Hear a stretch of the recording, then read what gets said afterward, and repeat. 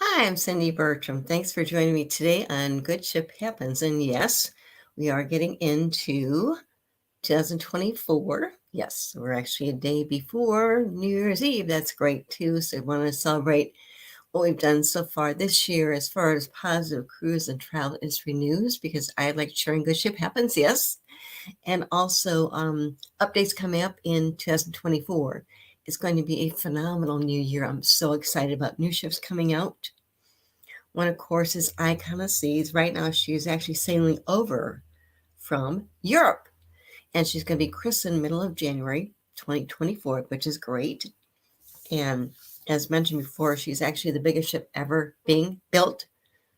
As far as the tonnage passengers, I know she's got over 6,000 guests if it's full capacity. But once again, they've got different neighborhoods, at least 8 or 9 different neighborhoods. So once again, even though it's a big ship, you still have that closeness and you can actually do fun things with your family friends too, which is great. So definitely keep that in mind, okay? Being on a big ship is not bad because once again, good ship happens. Good things happen on cruise ships too, in different areas too. So I want to share that. Also, I know we've got another new ship coming out with Norwegian Cruise Line, not until 2025, but it's their Norwegian Aqua, and it's going to be sailing in 2025. I want to mention because actually it is the part of their first Prima class ship, the Norwegian Aqua, and she's going to have actually the world's first hybrid coaster and 3-bedroom suites, which is great. And she'll be debuting in April 2025, which is great too. So keep it in mind too. So good to share things coming out a little bit later too, not just in 2024. Something else is just receive this information. American Cruise Lines, which is in the U.S., is planning to build 5 more ships in the next 2 years. Yes, 5 more ships. And with the American Cruise Lines, they're actually the biggest U.S. river and coastal cruise ship company in the world, too. And now they're going to get bigger. American Cruise Lines is currently going to be building 5 more new ships. They've got them under construction, and those are going to be scheduled for delivery within the next 2 years. And these are in addition to the 3 ships that they took delivery of this year, earlier in 2023. And all these 5 ships coming out are going to be for the U.S. market, and they include a mix of their American riverboats and their coastal cats. And these new ships will further expand to America's coastlines, and also with this focus on the Mississippi and Columbia rivers, where American Cruise Lines riverboats and cruise ships in the world, which is great. So what's good about American Cruise Lines, people are not aware maybe, they've been specializing actually in river and small ship cruising for over the past 50 years. And they've ordered a vast majority of Americans built cruise ships during that time period. And also, the company also operates the only fleet of 100% U.S. registered riverboats and cruise ships in the world. And the expansion is great. It's family owned too. And what they do too is these new ships are being built by Chesapeake Shipbuilding in Maryland. And it's actually a sister company to American Cruise Lines, which is family owned by the Robertson family. So definitely keep that in mind too, because once again, depends on what you want to do, where you want to go. And if you have never maybe taken a cruise, maybe doing a river cruise in the U.S. might be a good way to kind of get acclimated to the idea. So definitely keep that in mind because they just announced that this week. They're going to be building 5 new ships for the next 2 years. Also, I know that the Carnival Jubilee was just named and departed from Galveston on December 23rd. It's an early Christmas present, yes. And what they've done now too is they just announced a new enhancement of different things they're going to be offering in their ships. And they're actually going to have new enhancement that really elevate the guest experience in different ways. And what they're doing too is they have reimagined their culinary journey with their chef's table. And what they're doing is the Carnival Culinary Center, which is operated by Chief Culinary Officer Emerald Lagasse, they're building new enhancements too. So what they're doing is they've got a dedicated cooking class offering Chief Culinary Officer Emerald Lagasse's favorites, which is great. And it is just debuted, of course, on the Carnival Jubilee as part of the Carnival Kitchen offerings. And also, the chef's table is going to revamp with a new menu and new wine selections too. Carnival launched a new option for its popular chef's table. It's really an immersive VIP culinary experience that includes a really, really sumptuous multi-course dinner hosted by the executive chef on board. And the premium chef's table offers new menu items for guests to enjoy too. And the experience starts with cocktails, hors d'oeuvres for a selected group of 14 people, followed by a tour to see the galley and in operation. And then it concludes with a remarkable dinner of appetizers, entrees, and desserts. And as far as the this chef's table, which is really great, I actually had a chance to do the chef's table when I sailed on Princess Cruises a couple of years ago. Princess Cruises is part of the company, part of the corporation that Carnival Corporation owns, and it was amazing because once again we had a chance to really these experience. We had cocktails, and then we actually had a chance to do a tour of the galley, and then we sat down and had a beautiful, amazing dinner. So it's so exciting to see what Carnival Cruise Line is doing with their revamping their new menu with their chef's table. That's great too. Also, what's really fun too is I've had a chance to do this myself, but with Carnival, they are actually doing behind the fun ship tours are now available online. To actually think reserve book, but once again, it's a guest favorite. I've done it myself. It's fantastic. It's called Carnival Tours Beyond the Fun, and it's available now for bookings for cruises. If you go to carnival.com starting January 1st, and before originally it's just available on board, but now I can actually book it in advance as of January 1st, which is coming up in 2 days.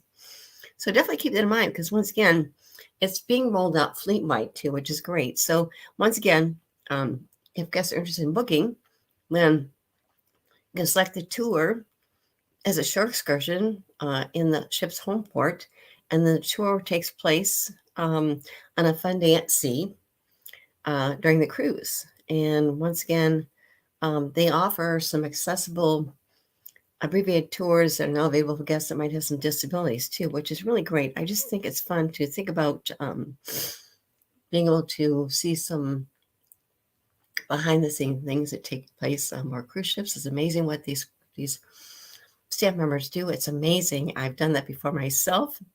And once again, now they're opening up to book in advance as of January 1st, which is coming up in 2 days. So keep that in mind too, because once again, something else that came up too is I know that Carnival recently just added a new feature to their Hub app.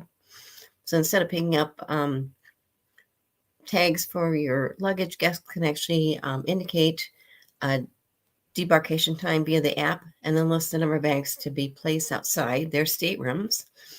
And it's great because once again, it's just a new updated app. So keep that in mind too, because once again, this new feature is available now on the Carnival Conquest, the Carnival Elevation, the Carnival Sunrise, Carnival Dream, and the Mardi Gras.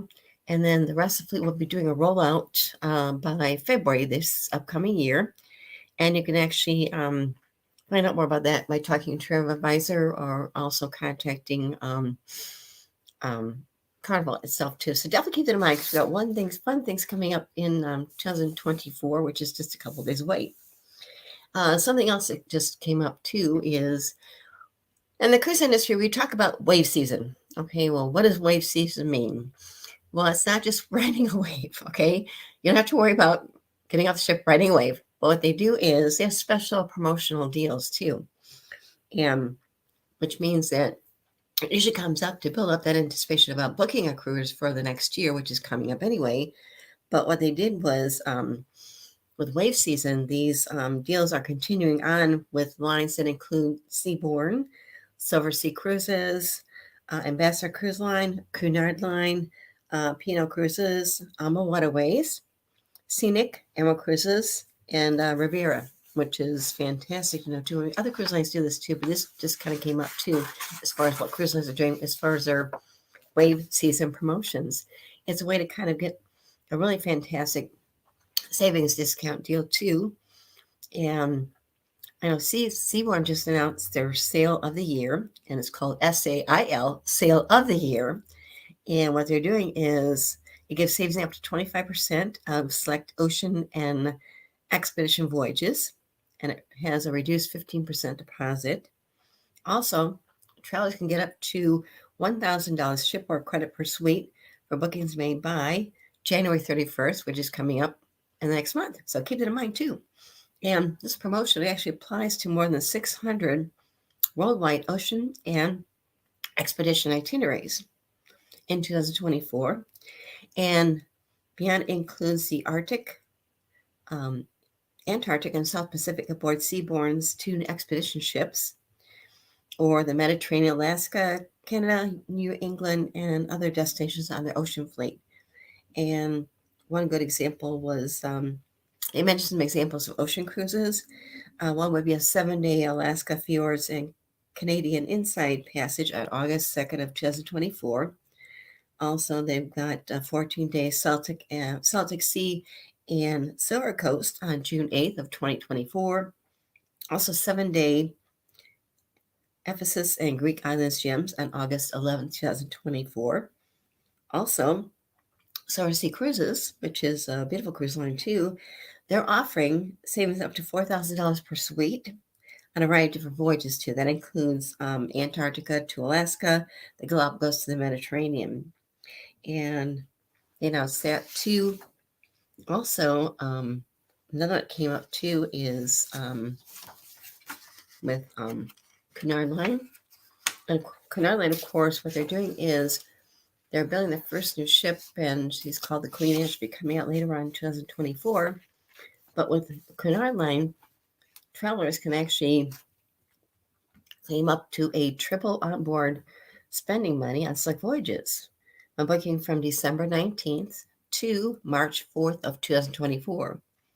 And the amounts will vary, of course, according to the voyage duration. But once again, they've got some different itineraries. These include Cunard's iconic transatlantic crossings. They got the Norwegian Fjords cruises, Alaskan adventures and fly cruises to the Western Mediterranean.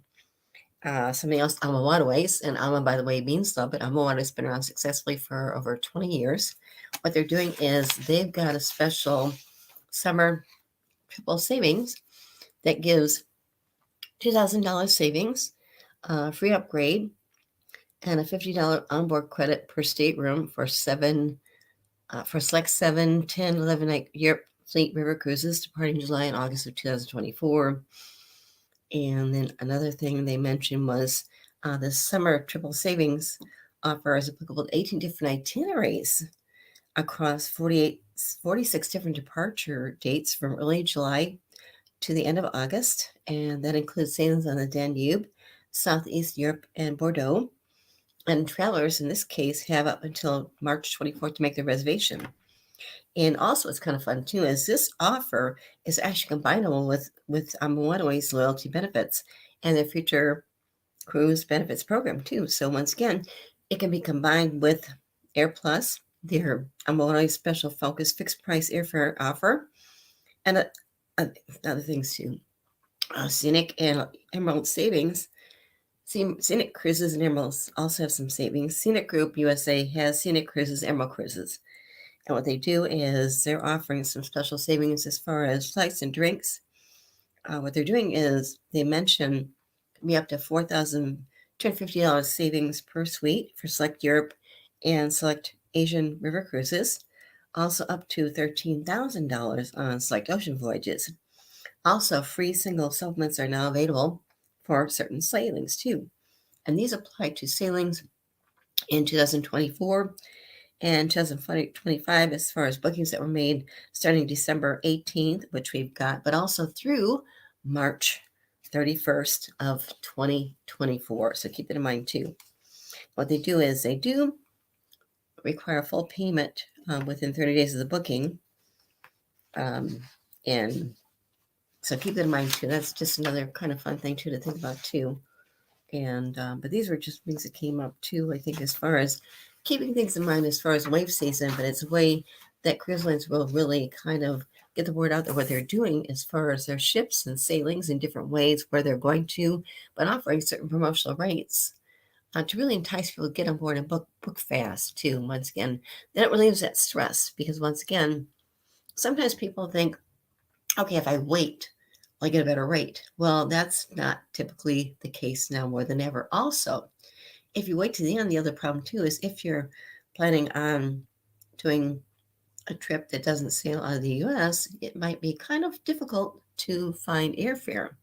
Cruise lines do offer airfare. Once again, it kind of depends on the ship and sailing, but once again, it's, I think, easy if you're just trying to plan something out in advance, farther in advance. And also, what I like about that too is it gives you a chance to really plan farther out. Plus, the fun little anticipation things about, okay, what do I want to wear? What do I want to take? Where do I want to go? It gives you more time to plan like that too. And that really, I think, builds up the excitement because once again, for me, when I book a cruise, after I get the cruise booked, I get so excited about, oh my gosh, I can't wait to get back on that ship and see these different destinations and places. So go back to ones I've been to before. But in this case, it's a way to kind of build that anticipation up. And then it gives you something positive to look forward to too, because we need that more than ever. And once again, it's easier, less stress for you, book further out. In this case, they're offering some really, really fantastic promotions. And once again, they just announced this. So once again, it's kind of way to kind of extend that wave season as far as special discounts. They're not just one particular time of the year, but these are ones that are good. You can continue to book through these next couple of months coming up in 2024. So definitely keep that in mind because once again, I think that's just a fun thing to think about too is booking further out.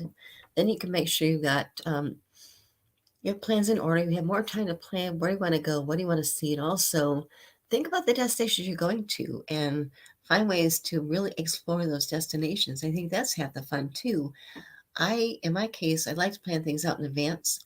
So when I do book my own cruise vacations, I just kind of check, okay, where are we going to be going, sailing to, and what are maybe some places that I like to see on those particular islands. And then go through and kind of review the shore excursions that are available through the cruise line. I'd rather book through the cruise line itself as far as shore excursions, once again, for a couple reasons. Number one, these are ones operated by the cruise lines themselves, so you feel safe. Okay, it's not just taking a taxi and then you worry about, okay, am I going to get back to ship in time? So I've seen that people do that too. Sometimes they might just take a taxi and then they don't get back in time. Well, guess what? The ship is not going to wait for you. The ship takes off at a certain time. They let you in advance. So the point is, then you have to play catch up with the ship. And it gets to be a very, very stressful situation. Also, it gives you the ease and don't have to worry about where you're going to go. Because with shore excursions, you got things picked out. You can kind of select and see what you want to do too, which is great. Because once again, I just don't like get off the ship and just walk around. I want to go there for a reason, see different things, places I've been to before, but go back there too. One area I love, you think of different places in Barbados. I love Barbados, and they got a beautiful area called Bathsheba where the big boulders have rolled up. On the place, you see beautiful forts in different places too. For instance, in San Juan, Puerto Rico, you've got beautiful forts that are beautiful, and you see those too, and also different places too. St. Kitts, another beautiful island. We actually go to that one place. It's beautiful. It's actually an old fort, but it took them 100 years to build that fort years and years ago. But it's a beautiful place. You can see different islands too from the top of that area. It's gorgeous. So once again, keep that in mind, of course, when you're thinking about taking a cruise. Book further out, and then, of course, plan things in advance. Look at the shore excursions that are being offered by that cruise line, of course, too, which is great because once again, when it comes to river cruise lines, a lot of these river cruise lines do include a complimentary shore excursion for each port that they actually go to. If you're going to the Caribbean cruise, you usually have to pay for your shore excursions. But with the river cruises, is a whole different concept over in Europe, other places they go to. What's good too is they usually include a free complimentary shore excursion at those different cities they go to too, which is great. And I think that's something to definitely think about doing too, because once again, you don't want to go by yourself. Okay, don't go it alone, as I tell people. No, go to a company, in this case, a cruise lines. They work with different people too. But once again, think about taking different excursions, and you can actually get those booked in advance before you actually get on the ship. Or always, you can actually get shore excursions booked when you're on the ship too, because they have their shore excursions desk too, people that help you too. So definitely keep that in mind, because once again, you don't want to lose out and miss on seeing beautiful places in different areas too, which is great. And also, another thing that's going to be coming up soon too is Alaska. Alaska season is a short season because of the cold weather and the ice. But once again, you got different choices. You can actually sail on Alaskan cruise from Seattle, Washington, yes, or you can go head up to Vancouver, which is beautiful. It's about an hour away from the border of Washington versus Canada. But also, you've got different options too as far as Alaskan cruises. You can actually do a pre-cruise tour first, fly further up north, and you actually then take that 3-night, 4-night tour first, right? Move to different hotels, then you actually then would be sailing from Alaska back down to the U.S. So keep that in mind too, because there's so many options out there too.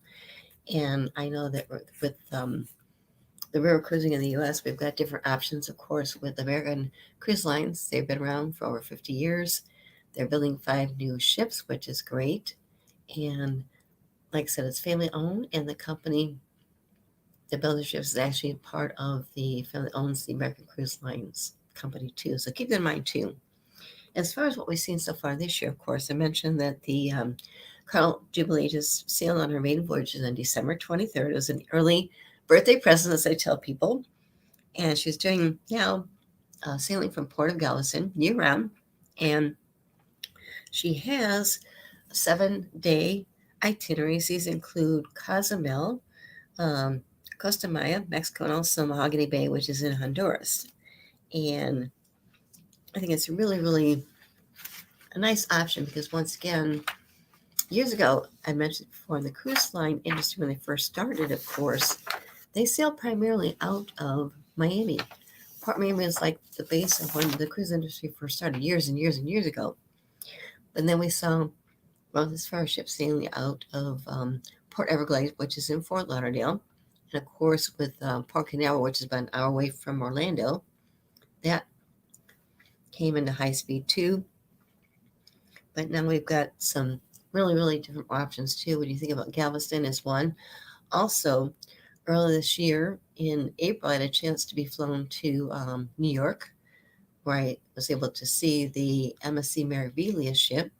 She had just arrived from Europe over to New York, and she was going to start sailing year-round from New York City, different places. Bermuda was one option, but also doing some Caribbean cruises from New York. And New York is another place that is pretty easy to go to as far as flying there too. And like I said, that's just an option to think about too. We've got some options out of California too, of course. And of course, Seattle offers different options from Alaska. But definitely keep that in mind because, once again, with Galveston, this is one example of cruise lines focusing on offering more itineraries out of Galveston, Texas. And you can drive there, fly there if you want to. But just keep that in mind because we've got so many different options out there too. As far as other ships coming out this year in 2024, in 2 days, as mentioned, Icon of Seas is going to be coming out in January. Sun Princess, which is Princess Cruises' new ship, is actually going to be christened in February of this year, 2024. The Queen Anne, which is Cunard Line's new ship, will be coming out later on in 2024. And as mentioned, as far as new other ships coming out, like I said, with the Royal Caribbean's Icon Seas, it's actually January 23rd. She's going to be christened, named in Miami.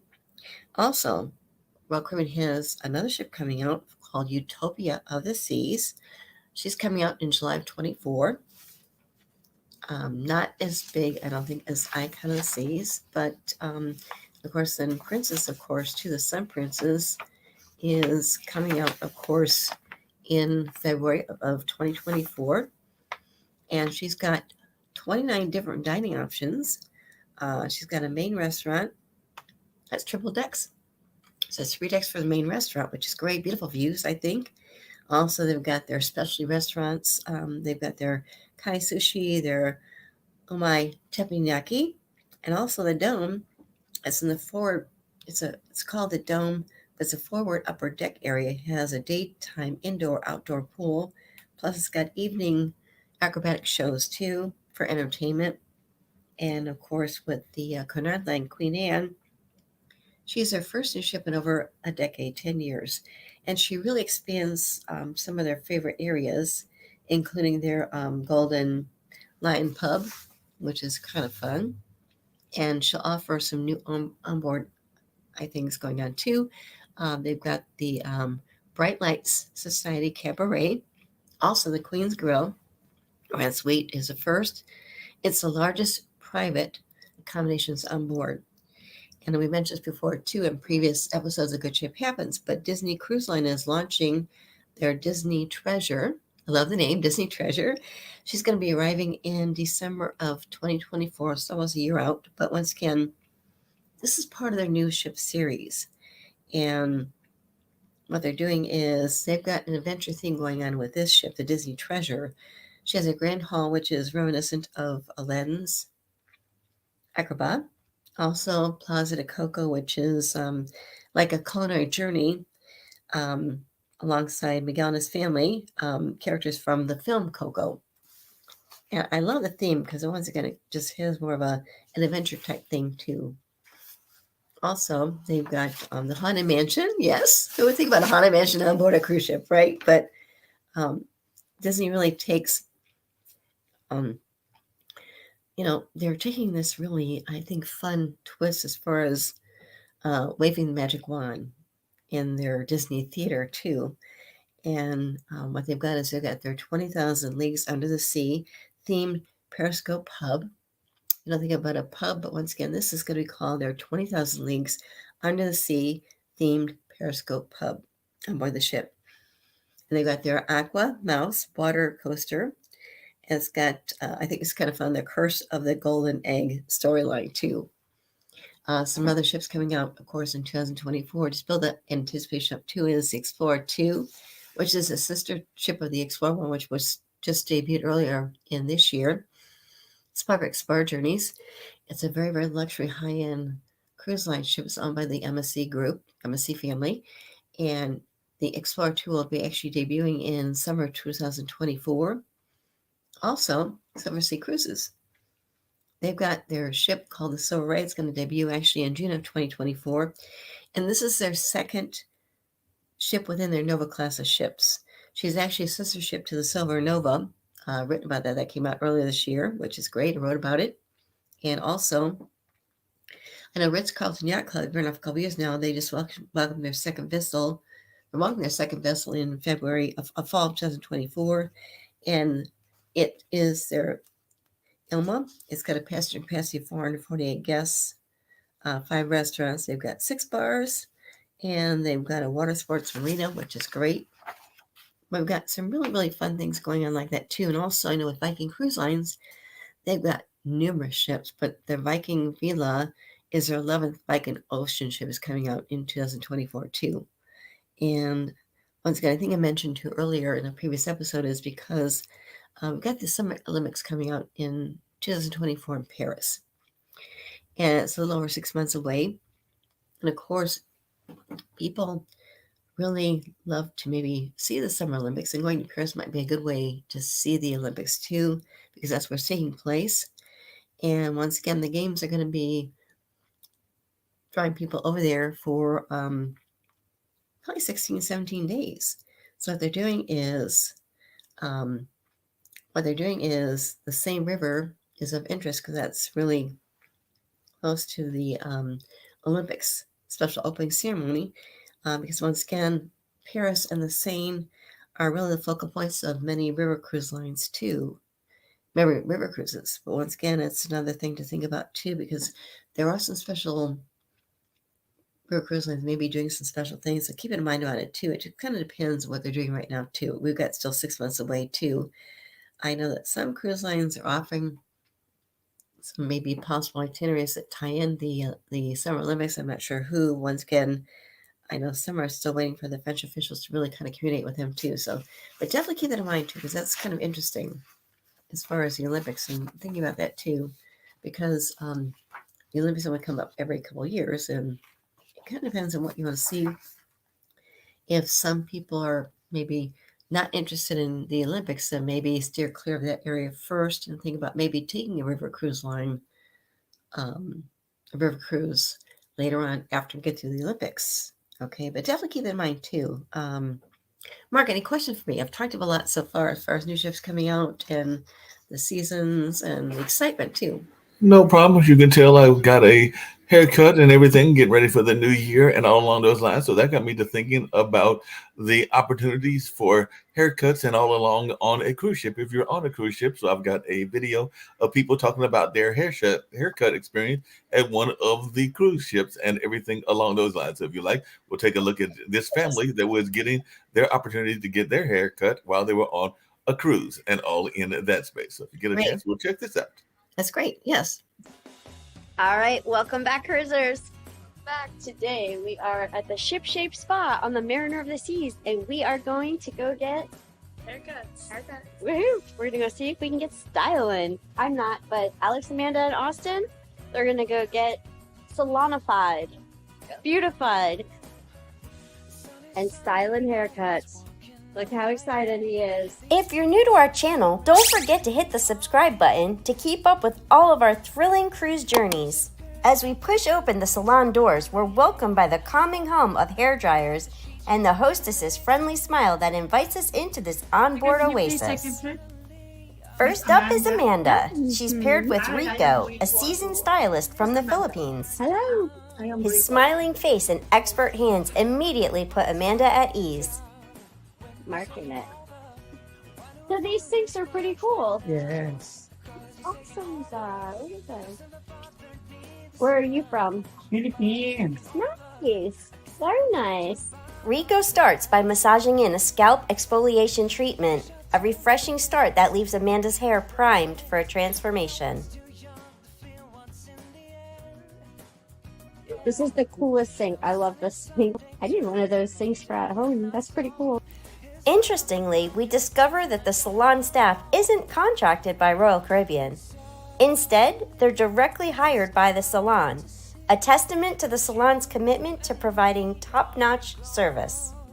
Following the treatment, Rico meticulously trims off Amanda's split ends with precision, his experienced hands moving confidently through her hair.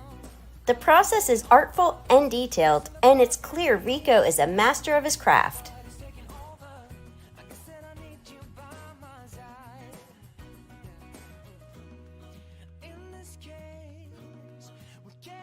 He's using like smaller sections with the flat iron. That's awesome.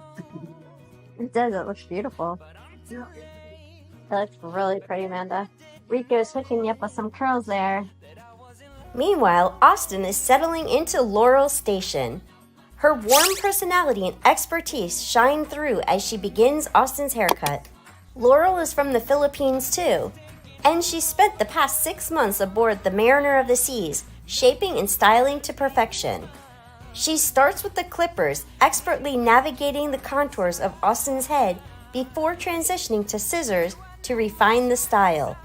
Before we know it, Amanda emerges, her hair now a vibrant, flowing testament to Rico's expert touch. Very nice. You did a great job. Next victim.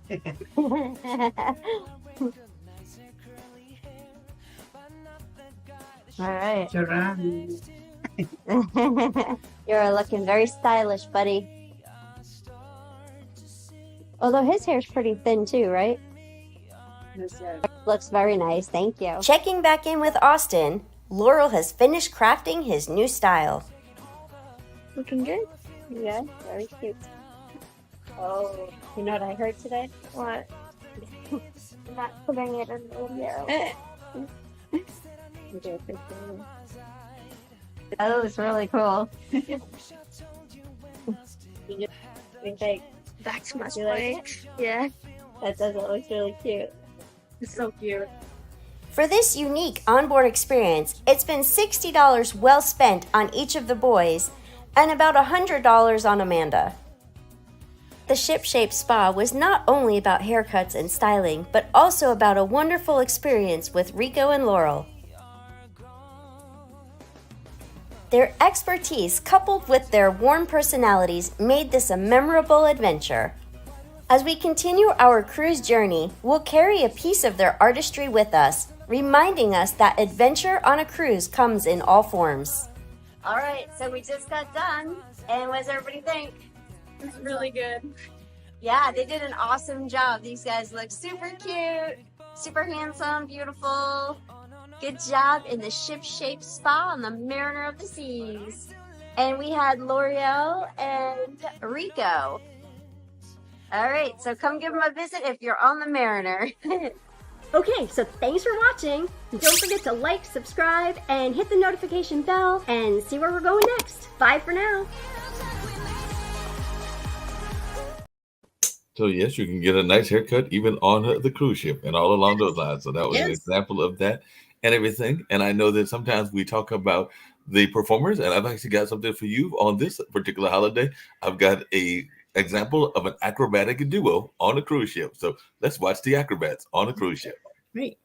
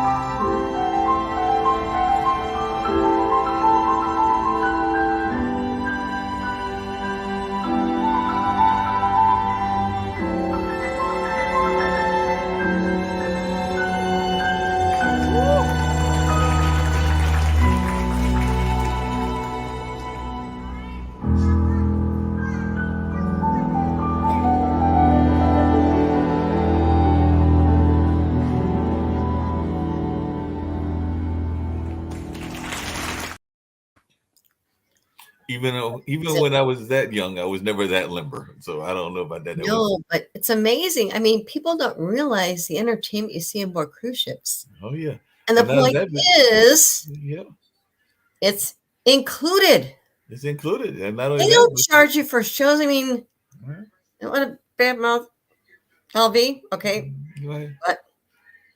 But the thing is, one time I was out there for a conference. I've been there for a conference before. I'm not a big Vegas fan, but we had to go for a conference. They actually gave us a complimentary ticket for one of the shows. If we'd actually had to buy the ticket would have been over $100.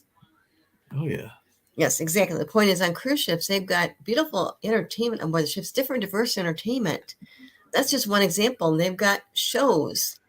And in one place, when I was on the Celebrity through the pre-christening cruise, in the club, I've been on the club in one of their other ships too, which is great. Once again, it was just it's a multi-purpose type of space. Once again, it changes character in the morning to what they do in the evening, and they did fantastic shows here. In fact, I was talking to a friend of mine afterwards. He says, Cindy, I mean, he's been cruising for years too, works for a big cruise industry related travel company, but he says, Cindy, that was probably one of the best shows I've ever seen. It was beautiful. I mean, the music and dancing, but just the transference, the whole story, it was amazing. And the theaters have good shows too. Yeah, they got great shows and everything. And sometimes you can even find entertainment for yourself. Because I think I told you before, because your show is usually on Fridays, I was watching my alma mater play basketball, and I learned that on certain cruises, they have 3-on-3 tournaments and 5-on-5 tournaments. So you might even get a tournament on the cruise. So here's an example of one of the cruises where we have a guy that even calls himself the Ball Dad and his two competitors, and they compete in a basketball tournament. So let's see how they do because you might even get a basketball tournament on the cruise. Sure.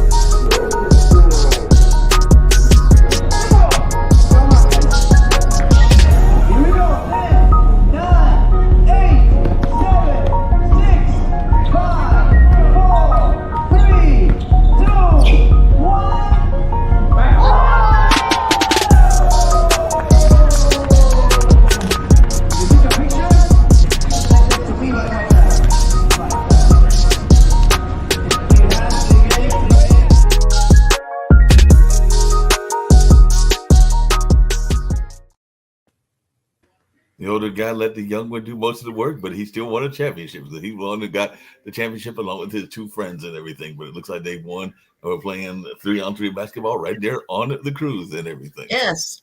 That's amazing that they were able to do that and all on those lines. I had a video of one of the people from the Costa Rica. I'm trying to load that up. But before I get to that, one of the questions I was going to ask you, and this is a longer video, and these people are talking about P&O, because I know different cruises have different dress codes, but I was wondering, have you ever had to scrounge and find a outfit? Because I know that some cruises, not all cruises, but some cruises have concierges and other people that can help you find something if you didn't bring it with you and everything. So I didn't know if you ever had the experience of trying to scrounge up a dress or having a gentleman with you try to scrounge up a suit or something like that. Because, you know, you try to pack, and this is what this particular video talks about, is what you need to pack, because they're talking about the P&O cruise line and their dress code, and they're going to explain the dress code for us. So let's check out what they've got to say about the dress code.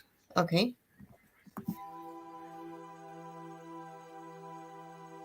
Hey everybody, it's Jamie here and welcome to my vlog with all the information you need to know about dress codes when sailing with P&O Cruises. But before we go any further, please do give this a cheeky little like, subscribe and turn on notifications for my weekly travel vlogs. That's not asking too much, is it? We're here to unpack all the info to help you get sorted for your next P&O cruise. So let's start with the easy one, daytime on board the ship. This is pretty much anything goes, especially when poolside. The only request P&O have in this area is not to wear trunks, bathing suits or bikinis indoors, and also to wear shoes when venturing inside. This will generally mean popping on some flip-flops and a top of some description to visit the buffet, for example. Next, let's take a look at what is widely referred to as black tie, or what is becoming known as celebration nights on P&O cruises. The suggested attire here is a tuxedo, ball gown, dinner jacket, cocktail dress, or just a suit jacket and tie, generally dressing up. All of P&O's dress codes come into play from 6 PM on board, but a little more on that later. P&O's newer, larger ships, Avia and Iona, are slightly more relaxed in the sense that black tie or celebration nights are less frequent on board than the other P&O ships. On Avia and Iona, cruises of less than 2 weeks will feature one black tie night, whilst if on board for 2 weeks, you can expect 2 black tie nights. All other ships in the fleet will have 2 black tie nights for cruises of up to 13 nights, and 2-week cruises would feature 4 black tie nights. So do keep this in mind when booking your cruise and pack accordingly. And to give you a flavour of what this looks like in real life, here are a few of my shots from around the ship on a couple of black tie nights. In the past, we've opted for the full tuxedo, however, in more recent times, we have tended to opt for the dark suit option, simply as we find it more comfortable, particularly when eating several courses. On black tie nights, children are completely able to join in with dressing up, but as a minimum are expected to be in evening casual wear, but with no denim. As I mentioned earlier, with P&O cruises, the dress code will come into effect from 6 PM in the majority of interior venues on board. On each ship, there are several venues where the dress code is adopted and enforced, so let's take a look. On Arcadia, the dress code of the evening will apply in the main dining room, Intermezzo Bar, which is the small bar on the walkway near Ocean Grill, the Crow's Nest Bar, Sindhu Restaurant, and the Ocean Grill, the last remaining such restaurant in the fleet. On board Aurora, the evening's dress code will apply in the main dining restaurant, Anderson's Bar, the Crow's Nest Bar, and Sindhu Restaurant. It also applies in the Glasshouse Restaurant. On board Avia, the evening's dress code applies in the main dining restaurant, the Crow's Nest Bar, the Epicurean Restaurant, the Chef's Table, Green & Co. Restaurant, and Sindhu Restaurant. If on Azura, alongside the main dining restaurant, the evening's dress code applies in Blue Bar, which is the bar at the top of the atrium, Planet Bar, which is the bar high up on the aft of the ship, the Glasshouse Restaurant, and the Epicurean Restaurant. With Britannia, aside from the main dining restaurant, the evening dress code applies in the Crow's Nest Bar, the Epicurean Restaurant, and Sindhu Restaurant. Nice and easy, just as we like it. Looking at Iona, P&O advised the dress code applies to the main dining restaurant, the Crow's Nest Bar, the Epicurean Restaurant, the Chef's Table, and Sindhu Restaurant. Lastly, for Ventura, aside from the main dining restaurant, the dress code applies in the Red Bar, which is the bar at the top of the atrium, Metropolis Bar, similar to its sister Azura, high up at the aft of the ship. It also applies in Sindhu Restaurant, the Glass House, and the Epicurean Restaurant. And now let's look at evening casual. This is the only other evening dress code, so will apply to all nights that are not black tie. If this is the evening's dress code, then this will apply from 6 p.m. in all of those venues we just mentioned. P&O Cruises talk about smart casual trousers and tops, shirts and skirts, and also darker denim. Now, there's a little bit of ambiguity as P&O mentions shorts being acceptable in the buffet and open deck only on Caribbean itineraries, but this is a little unclear as on all itineraries anything goes on the open deck and the only requirement for the buffet is to be clothed. They do, however, specify no football tops, tracksuits or trainers for evening casual nights. Personally, this is where I rely on polo shirts, or indeed anything else with a collar, smarter jeans, and maybe the odd colourful shirt. Here are just a few snaps of me with friends on board just to help give you an idea. Now then, if like me you are not always in the mood for doing black tie, then do not despair. There are still areas of the ship where the dress code is not in force. Equally, if the dress code is evening casual and you don't even feel like dressing to that standard, there are still places to go. On all ships, casual eateries, predominantly we are talking the buffet, but also venues such as the Keys on Iona and Avia don't operate a dress code, aside from the requirement to be fully clothed. There are also plenty of bars and lounges which do not operate dress code, such as the pub-style bars on board like Brody's, Spinnaker Bar if you're on Arcadia, or Champions on Aurora, the various show lounges, as well as the casino and theatre. In the past, themed nights have featured, such as Black and White Night, 70s through to 90s, Tropical Nights, to name a few. P&O Cruises used to maintain a list on the website of cruises and the name and number of any planned theme nights. However, this seems to be no longer available. Presumably, if you have a theme night on your cruise, you will be notified in advance. So that concludes our overview of the P&O dress code. I often hear from people who are worried that dressing up isn't for them, and this sometimes puts them off the idea of a cruise. Whilst it is true, formal wear on black tie nights is not mandatory with P&O, it may limit the venues available to you after 6 p.m. on black tie nights should you not wish to dress up. The dress code is enforced in the specified venues, although over the years and in my personal experience, this can be quite inconsistent depending on the ship and the crew, and I've also seen this done with varying degrees of tact. In my experience and compared to other cruise lines, the majority of P&O clientele, and particularly on smaller and more traditional ships, will tend to opt for formal wear on black tie nights. However, these do feature less frequently on the new and slightly more casual ships Iona and Avia, so if you are apprehensive about dress code, these might be better options to give cruising a try. Any questions or tips on all things dress code, well, do pop them in the comments below. Well, as always, thank you for watching, and don't forget to follow Travel Blog Jamie on Twitter, Instagram, and YouTube.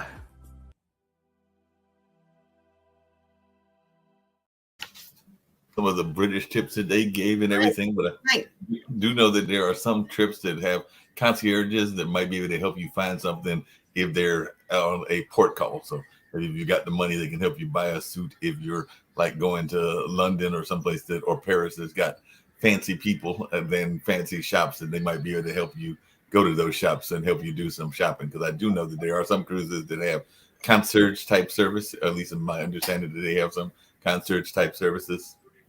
Well, they have concierge people too, but also on cruise ships, they actually have shops on board the ships. Right. was on Celery Scent. It was more of the shops were a little bit different than I've been to at different cruise lines too. Right. But I also tell people just, make sure you pack in advance too, because Right. once again, the dress code varies so much. Okay. Right. I mean, it used to be years ago when I first started cruising, you had, like the formal nights, they call them formal nights. He called them black tie nights, formal nights, different things. You've got options too with different restaurants now too. Also with the buffet options, those are open usually almost not quite 24/7, but open till Yeah. late evening for dinner if you want to. It's more casual, but it gives you some choices to think about too. In my case, I like getting dressed up. This is one example. Okay. Oh, yeah.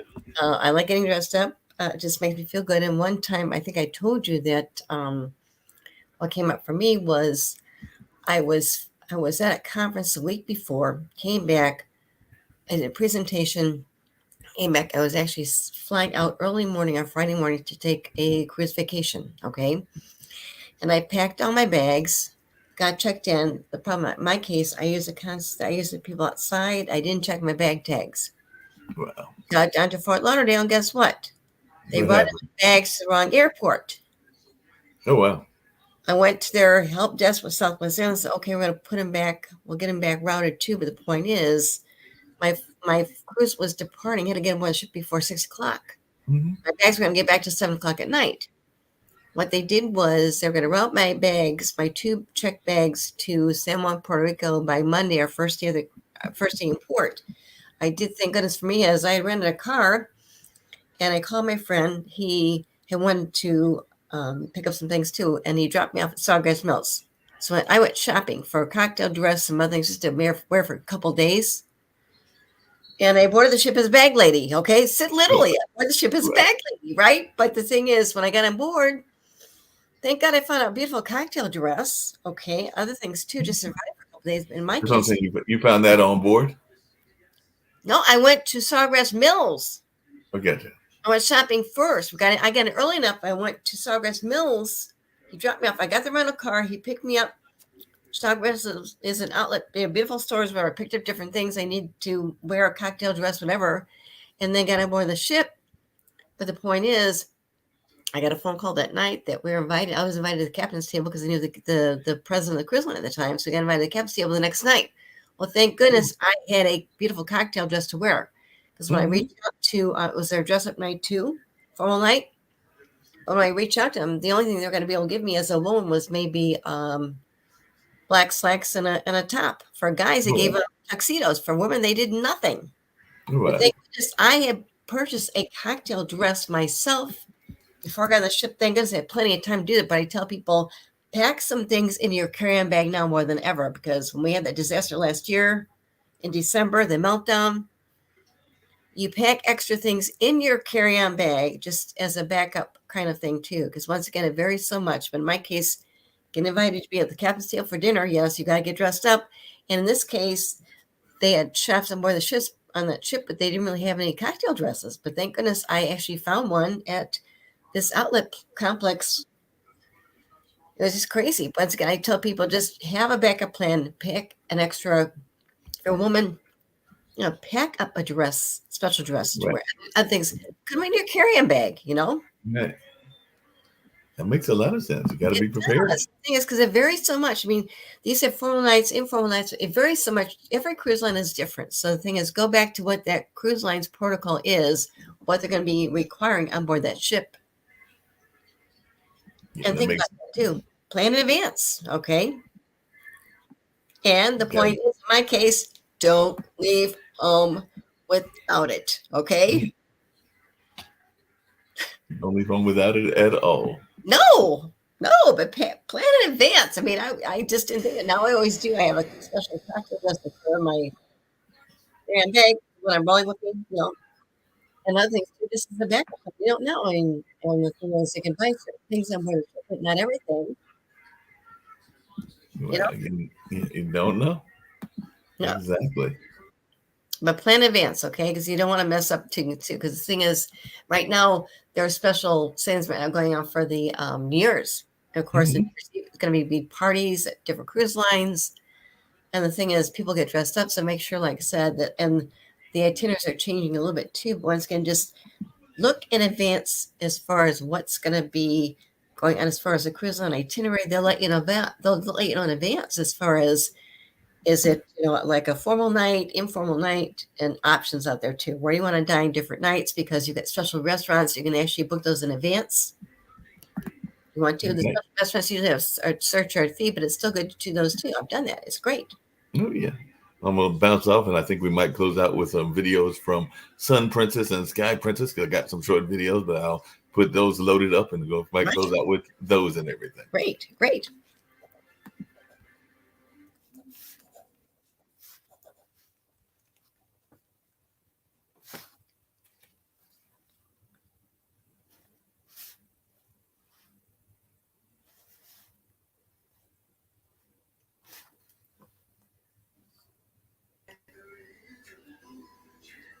Got to get them loaded up first, and we'll actually play one of our old classics, and then we'll go out totally with those ones after I get them loaded up and everything. But I think we'll go out with one of our old classics, and maybe we'll hear a little bit from the lady that is the environmental lady, and all in that space. And we'll come back with the new ones that Sun Princess and I think it was Sky Princess have as well. So let's hear a little bit from Sylvia Earle first.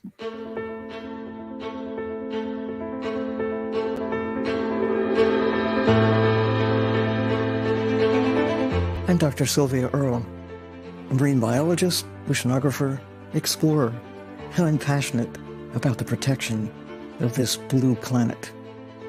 I grew up next to the ocean in the Gulf of Mexico, and I've witnessed how much the ocean has changed and how marine life has been endangered. But I know there is still time to help the ocean, which is why I was drawn to the Aponte family's sustainability mission. Explorer Journeys has a genuine ambition to connect people with the wonders of the sea, its marine life, its communities, spiritually, physically, and intellectually. We share the same values and have the same objectives to deepen people's relationship with the ocean, to explore, protect, and restore. Explorer Journeys calls it the ocean state of mind, a sensibility that will ensure the protection of this precious blue planet.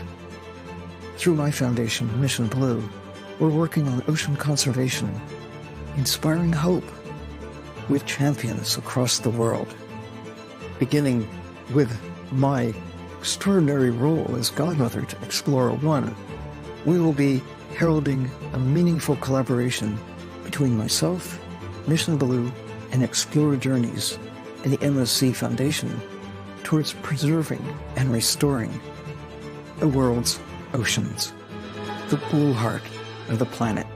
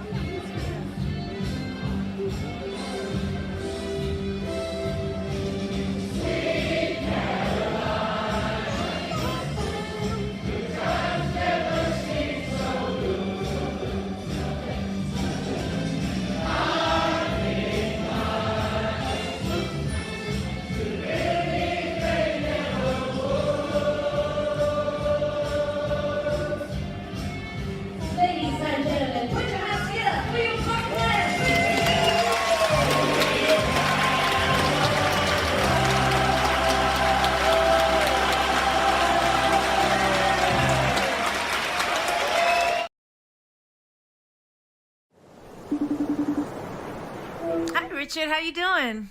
Ahoy, Jennifer. Lovely to see you. I'm so excited we're partnering on Virgin Voyages. Yeah, I'm really excited too, but I was thinking that maybe before we announce it, that we should decide on my official title at Virgin Voyages. Yes, and I already have a few options for you. Okay. What about something catchy like, "Don't be fooled by the ship that I got. I'm now Jenny from the dock. Okay.